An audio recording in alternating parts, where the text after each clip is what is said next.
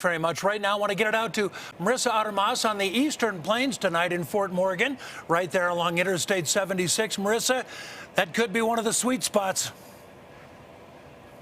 It could be, Jim. Right now, we're not seeing any snow yet, but it is pretty chilly, and we are experiencing some of those winds that Lauren was just talking about. Now, earlier today, we did speak with the county sheriff here, and he says that this is going to be a serious storm. He's urging people to stay home and stay off those roads.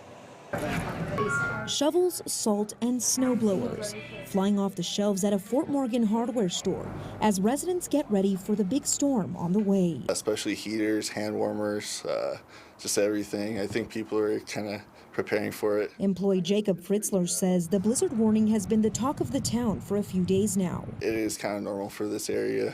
It's funny because it was kind of just like sunny today, and then the big blizzard just comes in one night. The Morgan County Sheriff telling CBS Colorado they've already had 2 briefings with the National Weather Service. National Weather Service has termed this storm as a life-threatening event with up to 50 to 60 mile an hour winds blowing snow. Out on the Eastern Plains, when it's blowing snow like that, it drifts, becomes very dangerous and whiteout conditions. Overnight, the fleet team will be out evaluating and plowing roads. The county anticipates school and business closures. Additional resources are also deploying to the area. You need to stay home, stay off the roads. We have other emergencies going on, and it takes away from our resource pool when we have to try to get to stranded motorists. Tonight, this county hunkering down as it awaits the storm's arrival. Stay warm, make sure your heater's working, just be safe on the roads.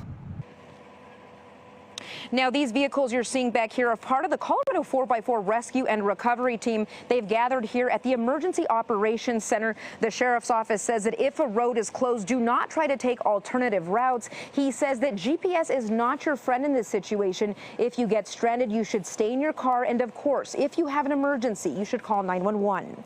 In Fort Morgan, Marissa Armas covering Colorado First. Yeah, it could be some life-saving advice right there, Marissa. Thank you. We'll, of course, be tracking the storm very closely as it rolls across Colorado. You can always get the latest forecast every 10 minutes on CBS News Colorado and always online. And Lauren, as mentioned, will be back in just a few with the full First Alert forecast.